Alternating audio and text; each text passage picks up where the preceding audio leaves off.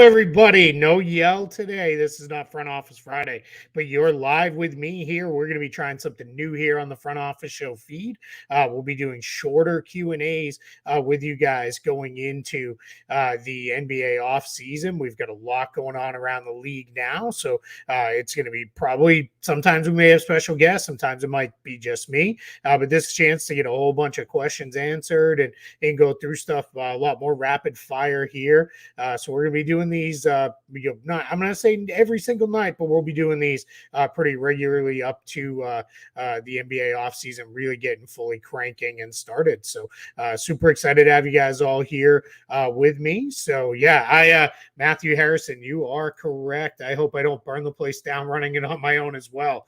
Trevor is on standby if necessary to help me out if I really start to mess things up. So that'll be a lot of that's a relief, I guess, is the best way to put that. So excited to have you guys there. So go ahead and get those questions in. We'll start answering some questions here for a little bit over the course of the night here.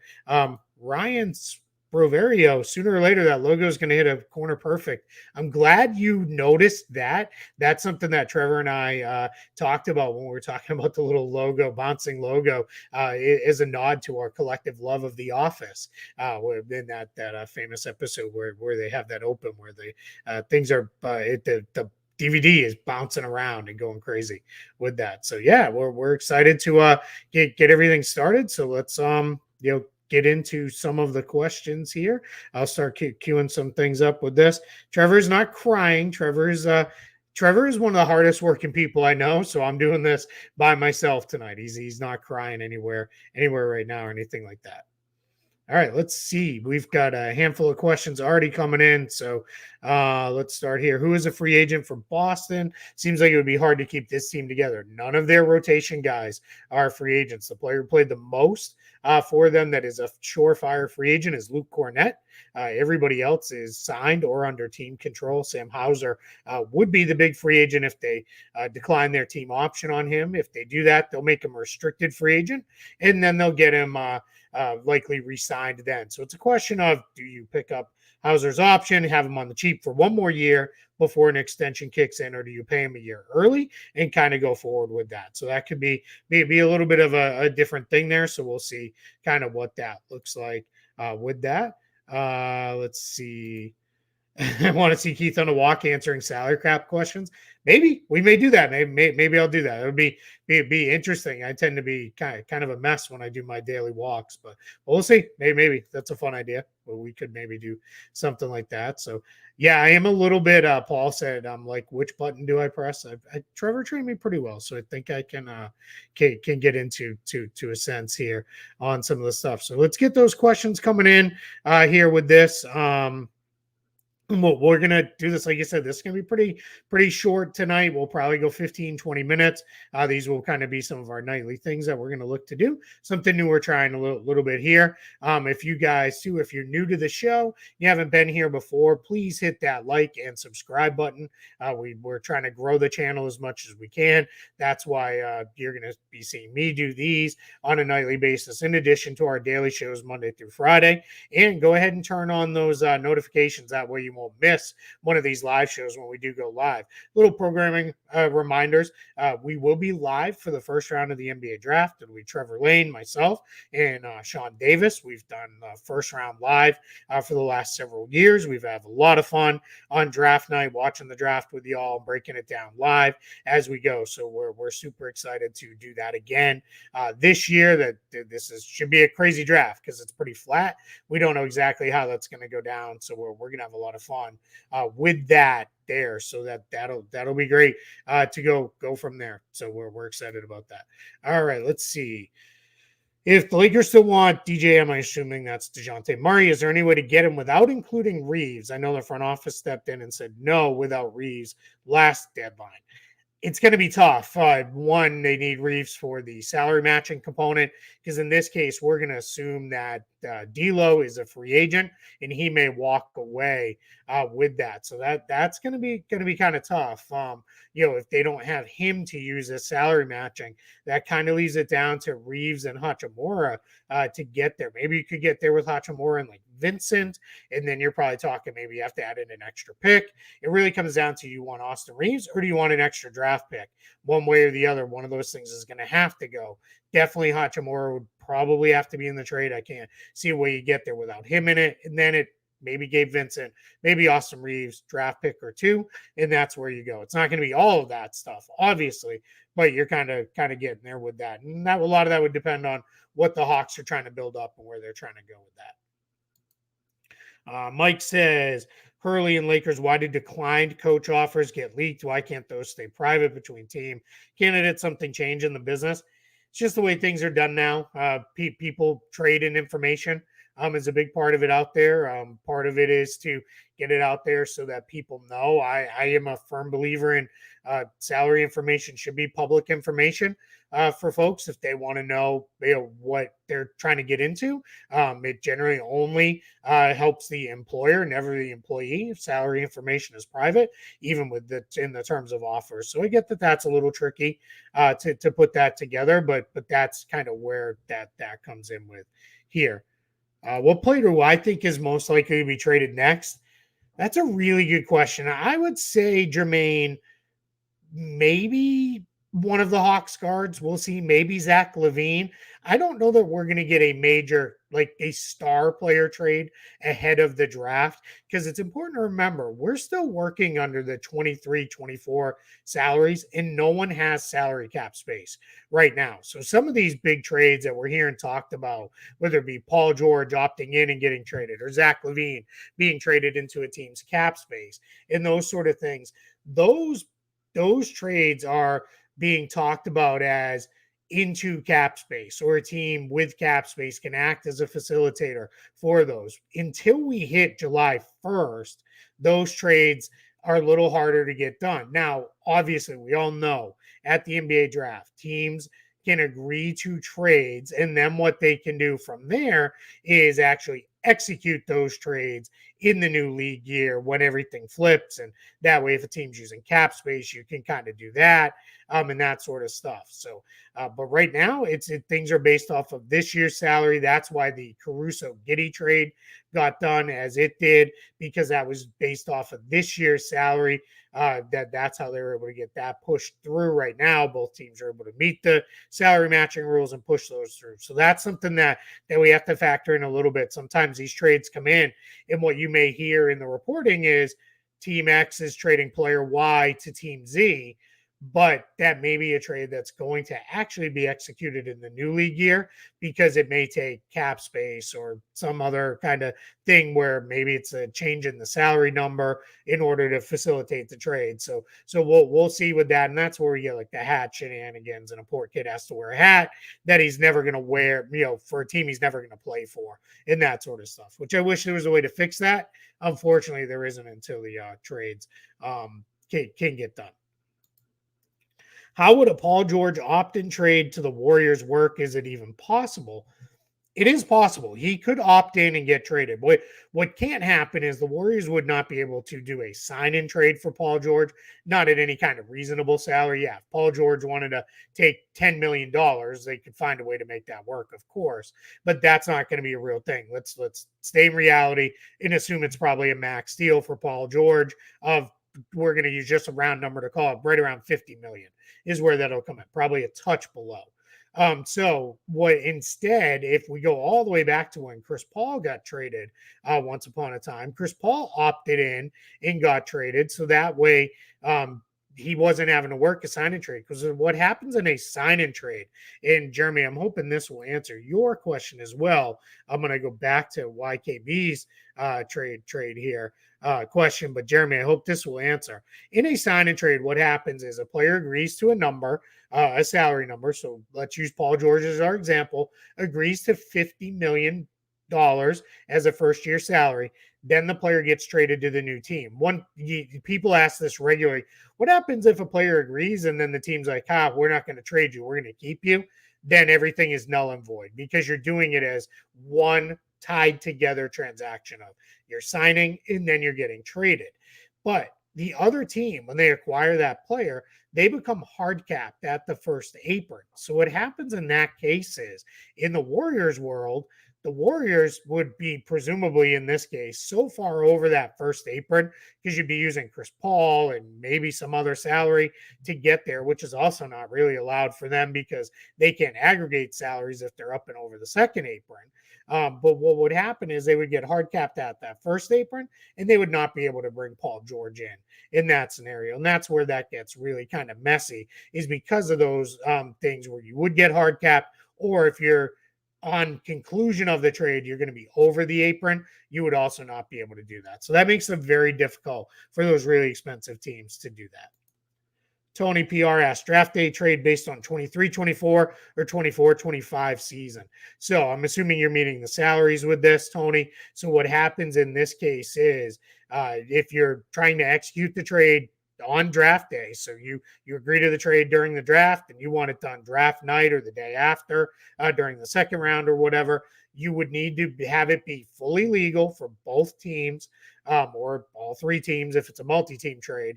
And then what you would have happen is that would execute as long as it's legal within all the salary matching, hard cap rules, everything for those teams within this current season. Otherwise, like I was explaining before, those trades will get delayed. They'll get reported. We'll all be prepared for them to happen, and teams will do their business as if those trades are definitely happening. And then we get into how they actually execute them. And what's fun with this is we go back a couple years ago, the New Orleans Pelicans actually had a situation where they agreed to a couple trades. And then what they actually did was they built it into like a 4-team. It ended up being, I want to say, 12-player large trade with multiple sign-in trades involved. I think it was the Pelicans, the Grizzlies, the Thunder, and the Bucks all tied together in what ended up being one massive, huge trade because it was just easier in the end to string all their moves together and kind of make everything happen all in one big flow. And that was kind of fun for cap nerds like me. I obviously loved that. MHB Manny Lakers 2025 champs. I appreciate the love. Well, we'll see. You know, they've got work to do if they're going to get there. If the Cavs do acquire Ingram, do I consider them a legit threat in the East with Mitchell, Mobley, Ingram, and whoever they keep of Darius Garland, Jared Allen? Potentially. I think you're running into some potential availability issues with a team like that. I think Brandon Ingram is a guy who he's had his issues staying healthy and staying on the court over the course of these years. So that gets a little tricky. I don't know that we're going to see that. Donovan Mitchell obviously had some health issues, but they should be very, very good because here's the important thing. They could do a trade like that. Let's just say it was a Mitchell for Garland, or excuse me, an Ingram for Garland trade almost straight up. You could do a trade like that pretty close to straight up. And then what you would still have is you'd still have like Max Strus and George Niang and Karis LeVert. So you'd still have pretty good depth in Cleveland. That's the important part if they're going to go after a guy like Ingram. Now, if it's Jared Allen, that signals you're probably transitioning a little bit in the way you think about and build out your roster. Is Ingram strictly a 3, or are you going to play smaller with Mobley at the 5 and Ingram at the 4? You could see something like that. That would be kind of interesting to watch play out there in Cleveland. But I'd keep an eye on Cleveland. I've said it from it feels like over a month now. One of my favorite potential trades, if Donovan Mitchell is signing an extension to stay in Cleveland, I like the idea of Brandon Ingram for Darius Garland almost straight up. I don't think it would be exactly straight up. I think the Pelicans might have to add in a little something more because Ingram needs paid on top of the Cavs getting him. So maybe it's Garland and a pick or something like that. That they have all their own picks. They have extra picks coming down the line. So maybe you could do something minor like that. Let's see. My thought, this is from No Cap. Thoughts on Slater article today about Klay and Sam Quinn tweet today. I don't agree with Quinn. I didn't see the Quinn tweet, so I apologize for that. If someone wants to drop a link to that in the chat, I will try to go find that there. The Slater article, I did read that.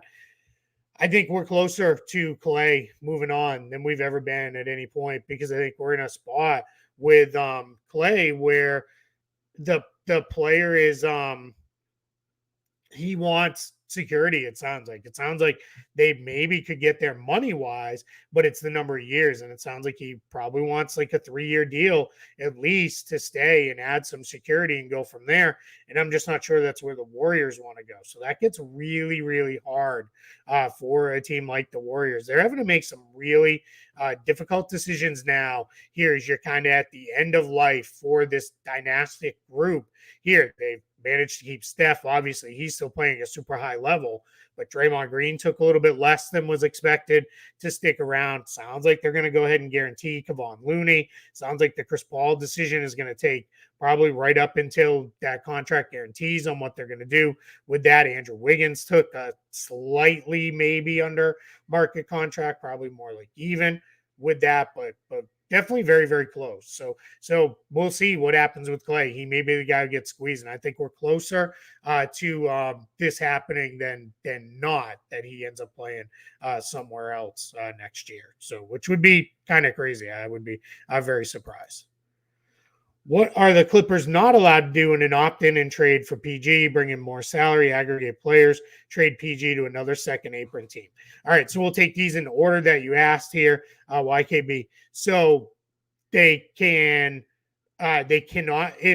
assuming, and I'm going to make some assumptions here, that they're going to end up being a second apron team again after the completion of a Paul George opt-in and trade because of whoever they bring back, plus re-signing James Harden, plus other salary obligations they already have on their books. If they're not a second apron team, it obviously frees things up considerably more for the Clippers to do some stuff here.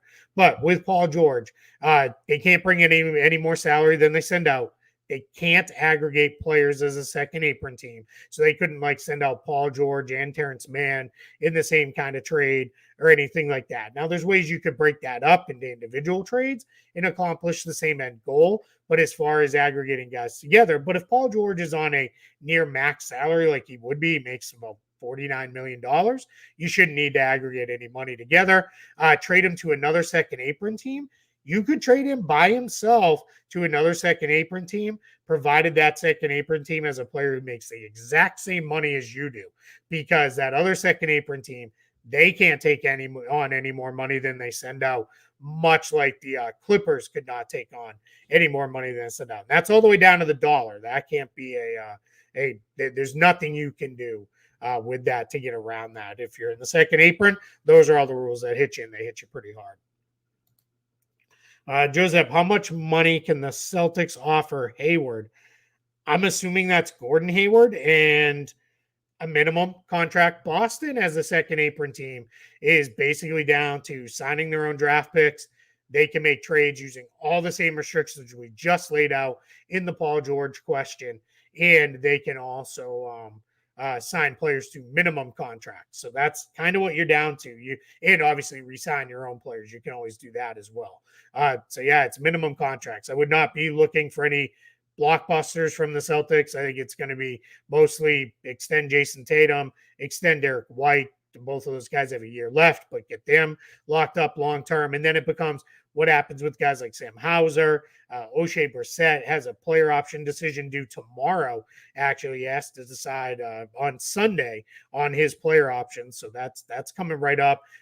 They could bring him back, but again, only on a slight bump over the minimum he made last year or on a minimum deal. So that's kind of where we're at with that one.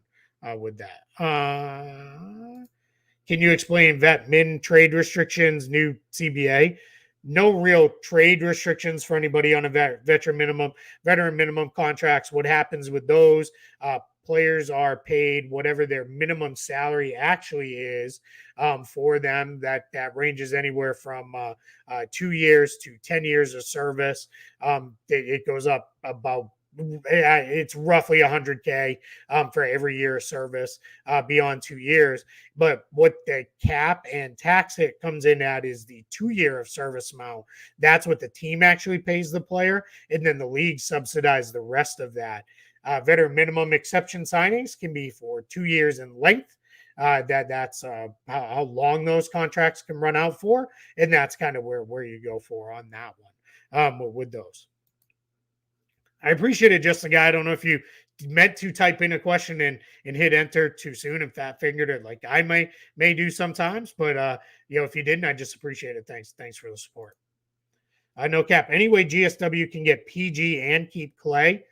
Probably not, unless Klay is taking an absurdly small amount of money. It would be very, very hard because their challenge is they don't really have the way to get to the matching salary for Paul George and still be a team that's up and over the apron restrictions. So that would be the problem.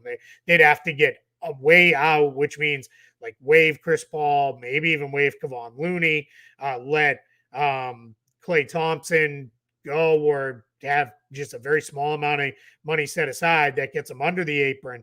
Then they could maybe do something for Paul George in a trade where they bring him in and then maybe they re-sign Klay, but probably not. I mean, but these are kind of the games you have to play a little bit here in the front office. And these are why teams pay front office folks a lot of money, is to play out these scenarios of, hey, if we had a chance to do this, how would we be able to do that? And that's one of the things that people get paid to work through. I'll come back to one here. John Castiglione. As a hopeful 76ers fan wanting my team to land PG, if it happens, what sort of fit do you see him having with Joel and Tyrese? I think it's basketball-wise, it's a great fit because you've kind of got somebody at each spot, right? You have the big, you have the wing, and you have the guard. That's huge. Paul George, still a really good player. He is pretty solid off ball. So I don't have a ton of issues with fit with Embiid having the ball so much and Tyrese Maxey having the ball so much. I think you can really do some kind of fun stuff there where you can do some really interesting things. And I would trust Nick Nurse to come up with some really cool offensive wrinkles to make sure all three of those guys are in actions where all three of them are involved and playing together. I think Paul George is a very underrated passer. So I think that helps a lot. I think one of the things Philly has struggled with sometimes over the years, outside of when Simmons and Harden were at kind of their peak moments for the team, is their passing. Joel Embiid's a much improved passer, especially reading double teams and the like. Tyrese Maxey is still developing that part of his game and getting better at that all the time, but adding Paul George is another really good passer. I think that'd be a really good fit. My one worry is he's a guy who picks up a lot of injuries. So now if you had a situation where he goes down and Embiid goes down, you're really in rough shape there. Then you have to really make sure, assuming, again, he's coming in for a max deal of about $49 million, they should still have a bunch, but let's say roughly 12 to 15 million in cap space to spend, and probably the room exception at that point. You would be able to, if you're Philadelphia, you'd have to really spend that to spread out and really fill out your depth just to cover yourself in case you had a few injuries with Paul George and Joel Embiid. You don't want to be in a spot where it's, hey, Tyrese Maxey, carry a whole bunch of dudes on minimum contracts while these guys are out. That's kind of the issues the Phoenix Suns ran into a little bit there. But basketball-wise, great fit between the three of them. No issues with that at all. I want to go back to this one. With teams allowed to negotiate with their own free agents, can they also negotiate a sign and trade now? You cannot do that, not legally at least. If you've watched this show before, myself and Trevor, we're grown-ups. We don't really care about tampering all that much. We're kind of, tampering is what it is. We don't get stressed about it. It's not something that really worries us that much, but the league cares about it. So you cannot negotiate a sign and trade until we're post 6 p.m. on June 30th, 6 p.m. Eastern. That is, then you can do a sign and trade at that point because that gives you the ability to talk with other teams. Because remember, to do a sign and trade, you're having to engage another team in that. And that means the player has to have a conversation that with the other team as part of them being signed and then traded. That's the thing with a sign and trade that gets skipped. The sign part comes first. So the player still has full control in a sign and trade process. If they don't like where the team wants to send them to, they don't have to sign. They can say, no, I'm not going. I don't want to go there, because they're under full control if it's a sign and trade. So never forget, player still controls that process there. Going back to our guy, No Cap. Would you trade KP for Miles Turner? No, I don't think so. I like Miles Turner, but I like Kristaps Porzingis and what he brought Boston. And there's no reason to mess with the vibes, as they call it right now. Just keep everything moving forward. With that, I know he's going to miss time, probably uh, maybe start the season a little slow. It sounds like he's probably going to have surgery here, according to what he himself said. Post championship is surgery. That'll probably come, I'm guessing, in the next week or so. And then he said it's about a few month long recovery. So we start doing a little bit of math, we're talking end of September, early October. That's when we're in the training camp in the preseason, and Boston may take it very slow. But I would not mess around with that. I would keep things keep things pretty clean with that for Kristaps Porzingis. What could the Rockets get for Şengün 1-for-1? Oh boy, that's a interesting question. I don't think they would even entertain trading him. And the challenge is right now he's on a relatively small contract. Let me look that up here so I can pull it up because he's still got a year left on his rookie scale contract. So he only makes 5.4 million. So that's minimal. Let me put it this way. Off the top of my head, I can't think of a player who makes 5.4 million that approaches anything near the value that Alperen Şengün has. I'm very high on him as a player. I think he's a star in the waiting for the Rockets. I think he's probably going to get, if not a max extension, a near max extension, or the Rockets do kind of the wink process that the Sixers did with Tyrese Maxey, which is, hey, we might have a chance at some cap space next summer. Let's hold off. Let's kind of we're going to give you a max deal, but we're going to use up cap space, use your relatively small cap hold to aid in that, and then we'll go forward with that. So that's kind of where I think that could play out with that. So we'll kind of go from there. Phil Brown asks, love the show. Thanks, Phil. We appreciate it. Again, new thing we're trying out here on Front Office Show. We'll come up with some kind of fun name. Throw your ideas in the chat or the comments on the video if you have a fun name for these shorter style breakdowns. We're already at almost 30 minutes. We'll probably go a little bit longer here. Generally, the idea for these will be 15, 20 minutes to do Q&A. We want to talk all these. The idea for this kind of came out of way back in the day. I used to do Twitter Q&As, and I figured why not do it on the Front Office Show channel, interact with y'all live, have a little bit of fun here in the evenings for a shorter amount of time than a regular Front Office show. And we can do questions because we're not breaking down news like we do on a regular show. But Phil asks, assuming my Nuggets re-sign KCP and are a second apron team, what moves would be ideal to improve the roster? Zeke Naji trade, maybe. I think if they re-sign KCP, you're probably pretty much running it back. There might be a smaller move made in there. We talked about all the restrictions on second apron. That would hit with the Nuggets as well. They would be, hard pressed to make any kind of major trade. And Zeke Naji makes like, what is it? It's about 11. No, it's not even. I think it's only $8 million. Yeah, $8.9 million on the first year here of his extension that'll kick in next year. So you're not getting much for that. You can't combine him with somebody else. So it's going to be re-sign KCP and look for internal growth from some of their younger players that they're hoping. Maybe Julian Strother. Peyton Watson had a really nice regular season, but was kind of out of the rotation later as the playoffs went on. So hopefully he can come back and be a guy who can really lock down a rotation spot. I know they're not out on Najee yet.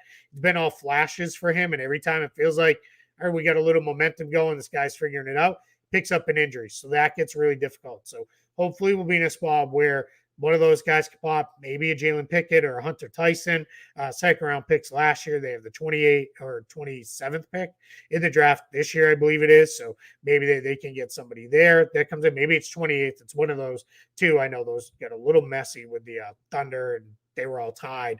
But I know they're a later first round pick. Maybe you hit somebody there and then they can bring in somebody for there. So, all right. We're going to rapid fire here through a few more. If anybody's got any more super chats, go ahead and throw those in here. We're going to wrap up in the next couple of minutes with this. Lakers full coaching staff. That'll be after the draft for a full coaching staff. We've got less than a week. We only have about 5 days to go until the draft, or 4 days, I guess, till the draft starts. So that's probably going to take a little while. I will not be at Summer League this year. Unfortunately, we've got some stuff going on in our personal lives that I'm not going to be able to attend Summer League. I'll be watching Summer League and covering it, but I'll be covering everything here from Orlando. Shout out Orlando Summer League. I miss when we had a Summer League here in my in my backyard here in Orlando. How would I go about starting to work in an NBA front office? Learn the CBA, learn the salary cap, or if you want to do the scouting side, start scouting, start doing your own stuff. I will say this too: Sports Business Classroom is a great avenue for people who want to work in NBA front office. You can look it up at Sports Business Classroom. Just Google that; it'll tell you all about it. They do an event at Summer League every year. It's about a week long. They bring in a bunch of people. They cover a bunch of topics.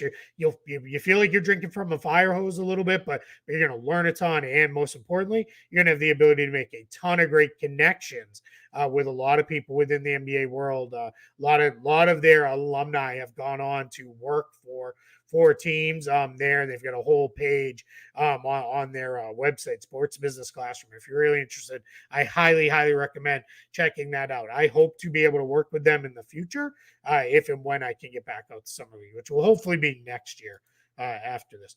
Yeah, Justin, you can always ask more than cap questions. Yeah, but by all means, it's just what's happening right now is we're full on in off-season mode here. Everybody's ready to go for the NBA off-season. So we're super excited for that to get started here. We're really getting into option season here starting tomorrow. Vlatko Čančar's team option tomorrow with the Nuggets. Oshae Brissett's player option with the Celtics are both due tomorrow. So that are good. Chris, you asked, when do you see trades and stuff happening? We already saw one. We saw Caruso and Giddey happen. I think we'll get some more here in the next little bit. I think we're going to get a pretty busy off season coming here. I can't believe we've got like 5,000 people hanging out here last minute on a Saturday night. I guess you guys are like me. You love ball and have nothing better to do. So appreciate you hanging out with me. We're gonna do these here. I'm gonna close. How am I doing? I'm doing great. This is from Menace. I'm doing great. I love this time of year. Celtics are the champs. I have my first championship T-shirt on here tonight, so I'm very happy that came in the mail today. Super excited, so I'm very fired up about that. Still haven't come down from the high of the Boston winning the title, and we've got off season starting, so I am fired up for that. This is my favorite time of year. We get the draft coming this week. Again, shout out to my partners, Trevor Lane, Sean Davis. We'll be live for the first round of the NBA draft on Wednesday night. We'll be live throughout the first round going through that. We're going to have a lot of fun that night. We'll have an absolute blast on that night. That said, we're going to do one more question, and we're going to call it a show here. Our inaugural show went a little bit longer than we intended, but we're having a lot of fun. This was great. I had a blast hanging out with you guys. So, Mario, you're going to get the last question in today. Besides injuries, what's the biggest threats to the Celtics in the East? This is kind of going to be a multi-phase answer. One, there's going to be other good teams in the East. I think Milwaukee has a chance to be pretty good, provided they can stay healthy. Let's see what Philly does. Philly has me. I am so interested, enthused, excited about Philadelphia's offseason because for a cap roster nerd like I am, this is massive because this team has the ability to do just about anything. You have almost a blank slate.